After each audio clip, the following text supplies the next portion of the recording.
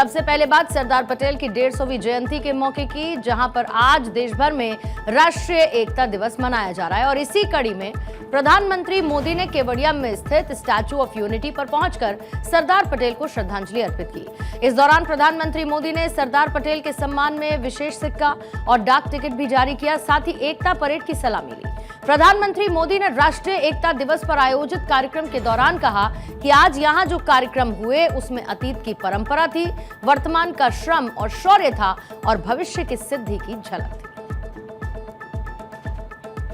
प्रधानमंत्री मोदी ने कहा कि एक भारत श्रेष्ठ भारत का विचार सरदार पटेल के लिए सर्वोपरि था, इसलिए आज सरदार पटेल की जयंती का दिन स्वाभाविक रूप से राष्ट्रीय एकता का महापर्व बन गया। और जिस तरीके से 140 करोड़ देशवासी 15 अगस्त को स्वतंत्रता दिवस मनाते हैं, 26 जनवरी को गणतंत्र दिवस मनाते हैं, वैसे एकता दिवस का महत्व हमारे लिए प्रेरणा का पल है, गर्व का पल है। और आज करोड़ों लोगों ने एकता की शपथ ली। हमने संकल्प लिया कि हम ऐसे कार्यों को बढ़ावा देंगे जो देश की एकता को मजबूती देंगे। सरदार पटेल की जयंती का दिन स्वाभाविक रूप से राष्ट्रीय एकता का महापर्व बन गया है। आज करोड़ों लोगों ने एकता की शपथ ली है। हमने संकल्प लिया है कि हम ऐसे कार्यों को बढ़ावा देंगे जो देश की एकता को मजबूती दें। यहां एकता नगर में ही एकता मॉल, एकता गार्डन एकता के सूत्र को सशक्त करते दिखते हैं। प्रधानमंत्री ने कहा कि कांग्रेस ने देश की एकता पर चोट की है। सरदार साहब ने देश की संप्रभुता को सबसे ऊपर रखा, लेकिन दुर्भाग्य से सरदार साहब के निधन के बाद के वर्षों में देश की संप्रभुता को लेकर तब भी सरकारों में उतनी गंभीरता नहीं रही और एक ओर कश्मीर में हुई गलतियां, दूसरी ओर पूर्वोत्तर में पैदा हुई समस्याएं और देश भर में जगह जगह पनपा नक्सलवाद, माओवादी, आतंक के ये देश के लिए सीधी चुनौतियां थी। प्रधानमंत्री ने कहा कि हर वो बात जो देश की एकता को कमजोर करती है, उससे हर देशवासी को दूर रहना चाहिए। ये हमारा राष्ट्रीय कर्तव्य है और यही सरदार पटेल को सच्ची श्रद्धांजलि है। यही आज देश की जरूरत है और यही आज एकता हर भारतीय के लिए संदेश और संकल्प है।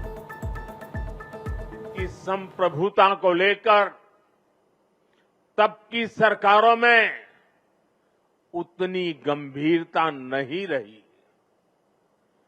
एक और कश्मीर में हुई गलतियां, दूसरी ओर पूर्वोत्तर में पैदा हुई समस्याएं और देश भर में जगह जगह पनपा नक्सलवाद, माओवादी, आतंक, ये देश की संप्रभुता को सीधी चुनौतियां थी। लेकिन उस दौर की सरकारों ने सरदार साहब की नीतियों पर चलने की जगह रीढ़ विहीन रवैये को चुना। इसका परिणाम देश ने हिंसा और रक्तपात के रूप में झेला। तो प्रधानमंत्री नरेंद्र मोदी ने कहा कि मैं देश के सभी 140 करोड़ नागरिकों को सरदार साहब की जयंती और राष्ट्रीय एकता दिवस की हार्दिक बधाई देता हूं। सरदार पटेल मानते थे कि इतिहास लिखने में समय नहीं गंवाना चाहिए, बल्कि हमें इतिहास बनाने के लिए मेहनत करनी चाहिए। उनकी भावना उनके जीवन की गाथा में स्पष्ट दिखाई देती है। उन्होंने जो नीतियां बनाई, जो फैसले लिए, उन्होंने नया इतिहास रचा, नया इतिहास बनाया। आजादी के बाद 550 से ज्यादा रियासतों को एक साथ जोड़ने के उस असंभव कार्य को उन्होंने संभव कर दिखाया। बिहार में सियासी पारा चरम पर पहुंच चुका है। बिहार में एनडीए महागठबंधन के शीर्ष नेताओं की ताबड़तोड़ रैलियों के बीच एनडीए ने बिहार के लिए अपना घोषणा पत्र यानी संकल्प पत्र जारी कर दिया।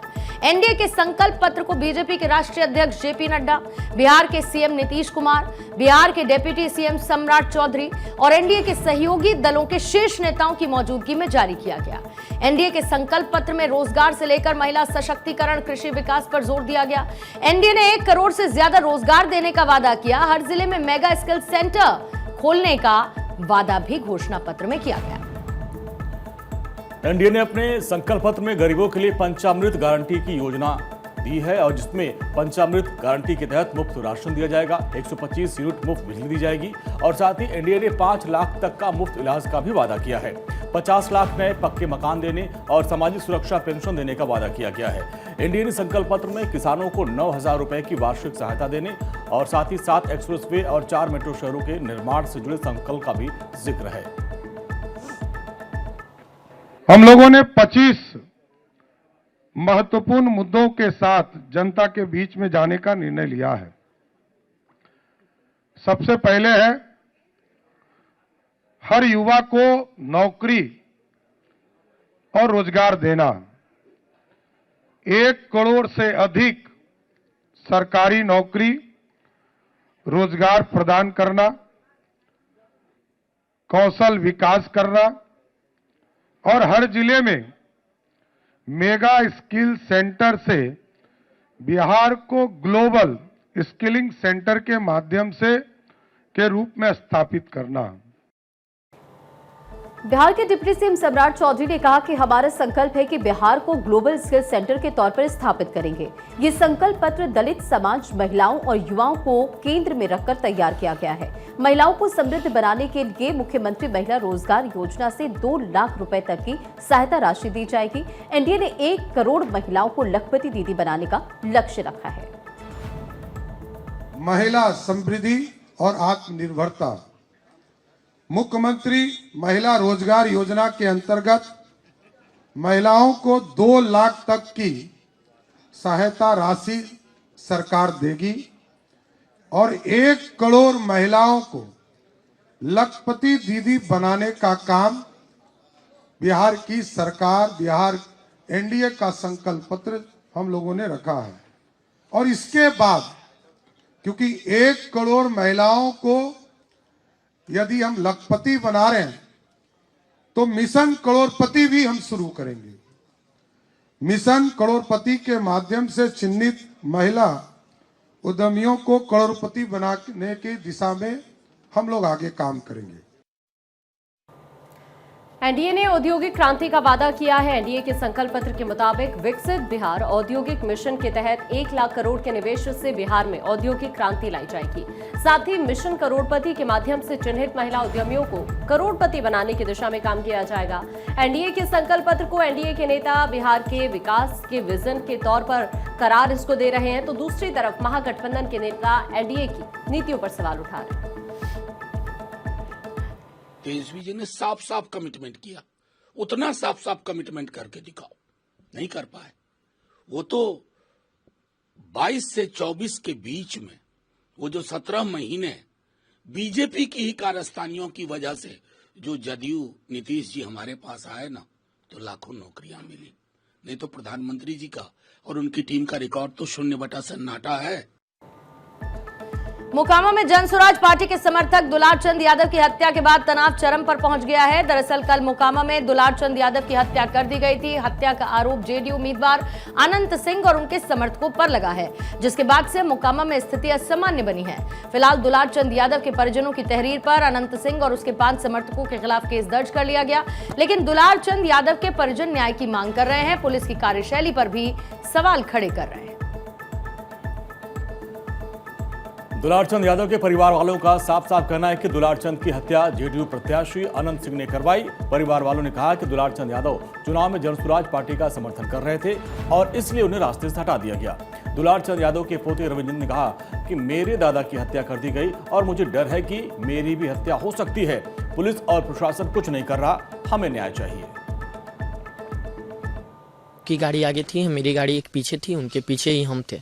तो जब ये घटना हो रही थी तो मतलब आंख से तो नहीं देखे, क्योंकि हम जब दादाजी को जब पहली गोली लगी तो हम मतलब भागने, दादाजी हमको बोले कि नीरज भागो, क्योंकि उनका मेरे प्रति इतना प्यार है कि मतलब वो उतना मरते मरते हमको भगा दिए।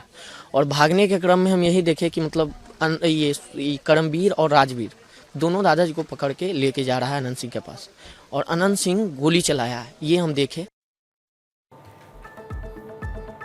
मोकामा विधानसभा क्षेत्र में हुए दुलारचंद यादव हत्याकांड के बाद इलाके में तनाव की स्थिति है। जनसुराज पार्टी के समर्थक और कभीटाल क्षेत्र के प्रभावशाली चेहरों में गिने जाने वाले दुलारचंद यादव की हत्या को लेकर उनके परिजनों ने अनंत सिंह पर गंभीर आरोप लगाए हैं।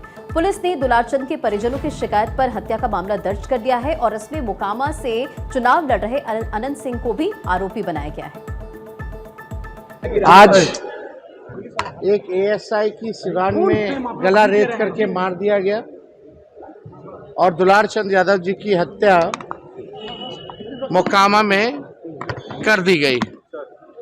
तो ये क्या है, किस प्रकार के, किस प्रकृति के लोग जो है बिहार को कब्जा किए हुए हैं, अब समझ में आ रहा है लोगों को। घटना के बाद से तारतार गांव में भारी संख्या में पुलिस बल की तैनाती की गई है। 5 घंटे तक शव को ग्रामीणों ने उठने तक नहीं दिया। परिवार का आरोप ये है कि पहले दुलारचंद यादव के पैर में गोली मारी गई और फिर उसे कार से कुचल दिया गया। वहीं अनंत सिंह के समर्थकों ने इन सभी आरोपों को सिरे से खारिज करते हुए दावा किया है कि जनसुराज समर्थकों ने पहले उनके काफिले पर हमला किया था और पथराव में कई गाड़ियां क्षतिग्रस्त हो गई। जिनकी हत्या हुई है वो जनसुराज में आधिकारिक तौर पर नहीं है, लेकिन जनसुराज के जो वहाँ आधिकारिक उम्मीदवार हैं पीयूष जी, उनके साथ उनके समर्थन में वो लगे रहे हैं। और ये दिखाता है कि कहीं न कहीं बिहार में जिस जंगल राज की बात होती थी, जो बाहर लोग सुनते थे कि चुनाव के दौरान बड़े पैमाने पर हिंसा होती है, वो कहीं न कहीं उसी को दर्शाता है। लोकतंत्र में हिंसा की जगह नहीं हो सकती और किसी की हत्या हो जाना ये तो प्रशासन की और यहाँ पर जो लोग विधि व्यवस्था में लगे हुए उनकी जिम्मेवारी है और ये सीधा सीधा उनका फेलियर है।